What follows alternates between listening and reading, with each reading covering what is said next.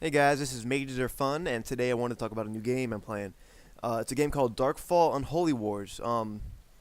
It's just an MMORPG, although it's a very unique MMORPG. It's what people will consider hardcore MMORPG. By that I mean there's open world PvP, you lose loot on death, um, and there's a bit of skill required to play. It has that sort of Terra Raider Z kind of thing going on where like for example you have to aim to hit things and shoot and whatever. I don't have a spell on me right now. I think. Hold up. Well, yeah, I do. I have a staff somewhere. I can pull out. So yeah, you see, you have to aim and then it goes wherever you do it or whatever. It's pretty cool.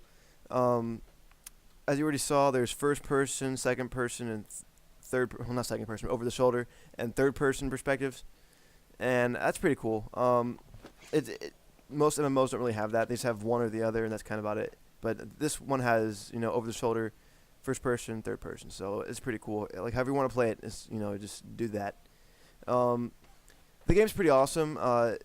As I said, you lose loot on death. This open world PvP. So if you're out and about, the game has safe zones, and that's the green area. Looks like a lot, but then you start zooming it out, and it becomes really microscopic.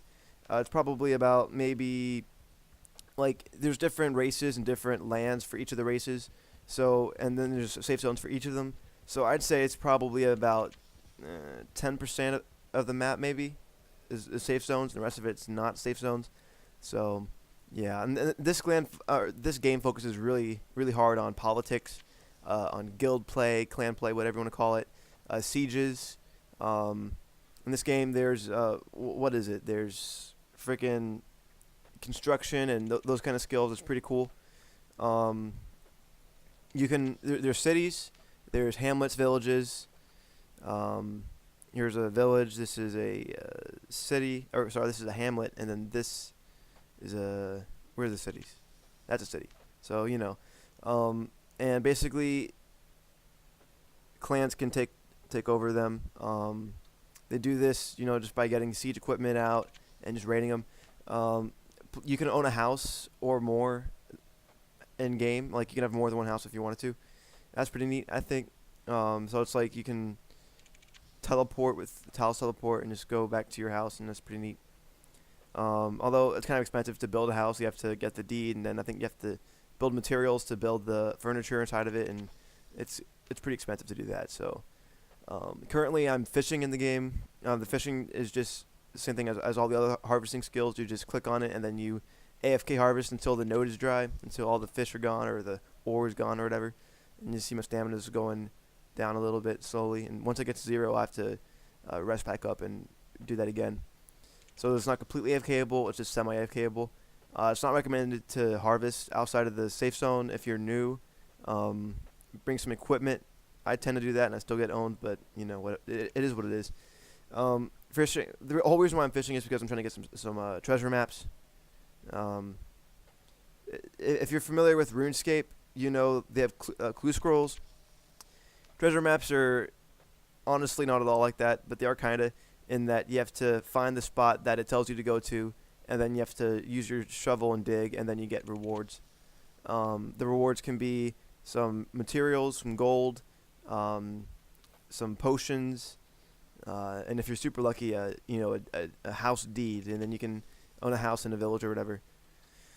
There's different classes. There's the warrior, which is what I am. Then there's a skirmisher, which is like a rogue with the bow and whatever. And then there's the primalist, which is like I guess more of a DPS mage or whatever.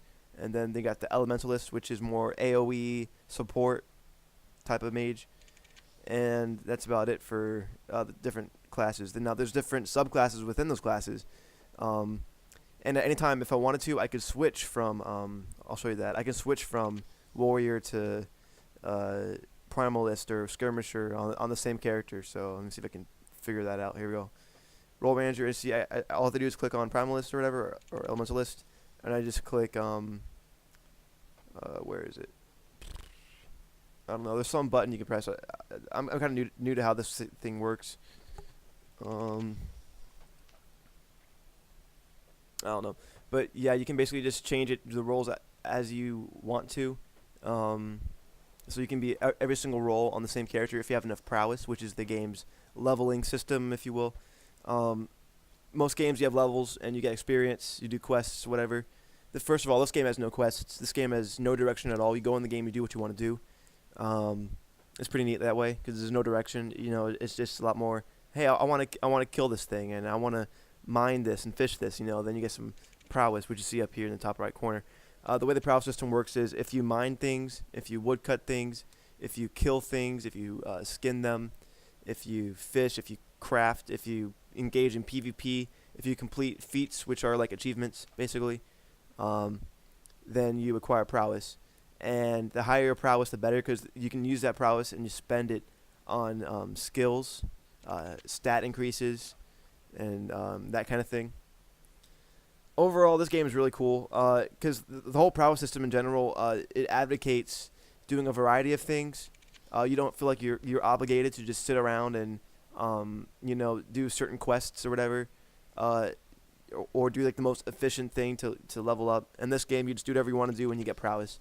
And there's feats involved with each thing, and feats are really, really important. They give you quite a bit of prowess if you complete them, so you feel like you want to do a variety of things. You want to do not just whatever the most efficient thing is, because even that gets because there's diminishing returns in regards to how much prowess you make. So if you pursue those things for too long, then eventually you have all the feats. Eventually you have higher prowess, and then those become inefficient compared to other things. So you want to go around and do a variety of things instead of just doing one particular thing. So it's really cool. As I said, there's siege play. You can have a house. You can join a clan. There's boats in the game. There's boat combat. There's mounted combat. And yeah, I mean, that's pretty much all there is. It's just a open world sandbox game, and you know, it's a persistent world, and you just do what you want to do. As you see, I just got a treasure map not too long ago. I think it was right when I started the video.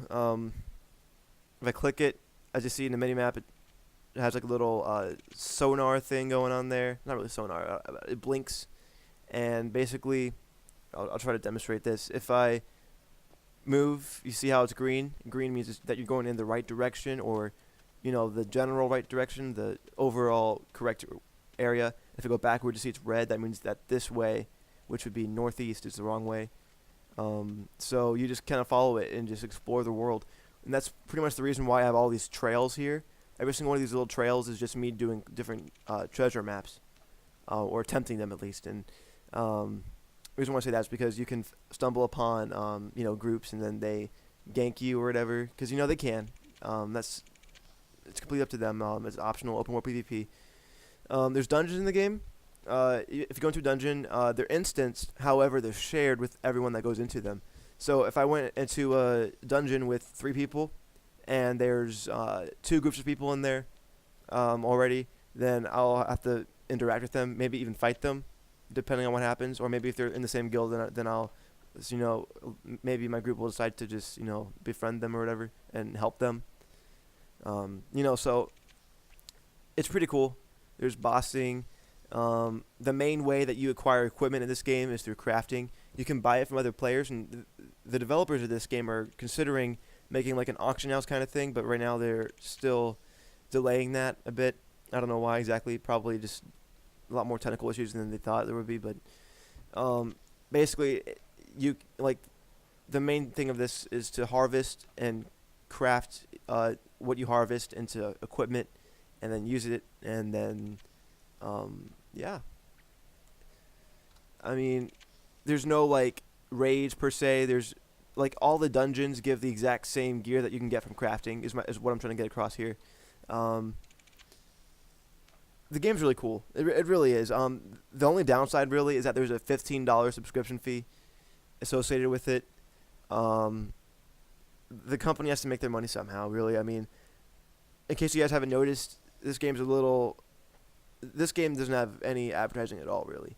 Maybe there's a couple ads somewhere, but there's no commercials. There's no I'm pretty sure I haven't seen any magazine articles about this game. There's really nothing going on with trying to advertise. So the company has a small player base, bigger than some MMOs like Mortal Online, like definitely bigger than that kind of game. But not as much as, like, for example, Guild Wars 2, World of Warcraft. So they feel obligated to have this kind of type of a subscription fee going on. So, game's sick. Try it out. A lot of fun. One more thing I wanted to add is that there's one giant server. There's not like 10 servers like in some MMOs, or like in WoW's case. There's like 50 or 100 servers. And this game, there's only one server per region, USA and Europe, and that's it. So you're more inclined to stumble upon people and interact with more people, and the world's more full in general. So yeah, game's really sick. Hopefully you guys got some more information about this game, are considering trying it out maybe. In my opinion, it's at least worth a try. It's at least worth a little trial. There isn't a free-to-play option, but you can subscribe for 1 month and just see if you like it. It's a lot of fun. Hope this video was informative. Peace out.